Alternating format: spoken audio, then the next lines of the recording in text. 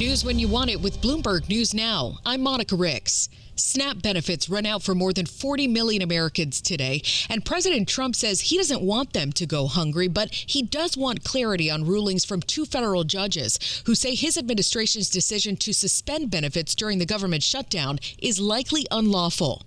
George Jones runs a nonprofit in Washington, D.C. called Bread for the City, and he says families need that money ASAP. We're seeing people who've not come to us before. People affected by the furlough, people affected by just being fired from the government. And I think people affected because the cost of food has spiked. Trump blasted congressional Democrats on social media last night for causing the lapse and hurting people for political reasons. House Minority Leader Hakeem Jeffries fired back on CNN. The law is very clear. Funds do exist within the administration for exactly this reason, a contingency fund to make sure that no one in America, the wealthiest country in the history of the world, ever goes hungry. House Minority Leader Hakeem Jeffries on CNN. He says Democrats are fighting for health care subsidies and ready to talk. But Republicans have said they won't negotiate until the government is reopened. This shutdown's also delaying work to make it easier to include private credit in 401k plans. Bloomberg's Nathan Hager explains from Washington. Securities and Exchange Commission Chair Paul Atkins was on CNBC this week. He said his agency and the Labor Department haven't been able to make much progress on the issue because of staffing furloughs. President Trump signed an executive order in August directing the Labor Department to reevaluate guidance on alternative assets in 401ks. The order also gave the SEC permission to update its rules and guidance around the retirement plans. In Washington, I'm Nathan Hager, Bloomberg Radio. A close call at New York City's LaGuardia Airport last night, where a United Airlines plane clipped the tail of another United plane on a taxiway.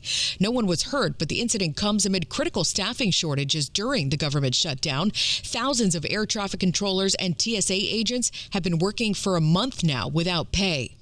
Federal Reserve Governor Christopher Waller says he's pushing for another interest rate cut at its next meeting in December, citing a slowdown in hiring and ongoing inflation. Fed Governor Stephen Miron made similar comments to the New York Times.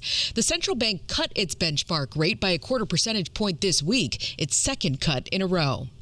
The U.S. has new chip news. Here's Bloomberg's Ed Kalegi. The U.S. is set to announce that Nexperia, a Dutch semiconductor company with facilities in China, will resume shipping chips. This according to a person familiar with the matter, following a trade pact agreed to by Donald Trump and Xi Jinping at their summit this week. The Trump administration is expected to detail the move in a fact sheet being prepared on the U.S.-China trade deal. The person said this speaking on condition of anonymity to discuss a matter not yet public. News of the agreement on Nexperia was first reported by the Wall Street Journal.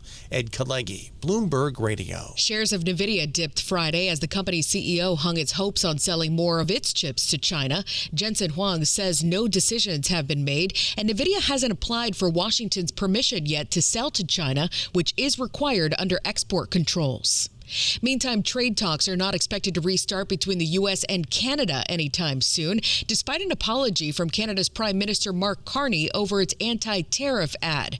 Carney said he watched it before it aired and had asked Ontario's premier not to go ahead with it. Trump called off trade talks after it did. Wall Street's on to a new month of trading. Here's Bloomberg's Charlie Pellett. For the month of October, the S&P 500 index gained 2.3%, notching its sixth straight month of advances.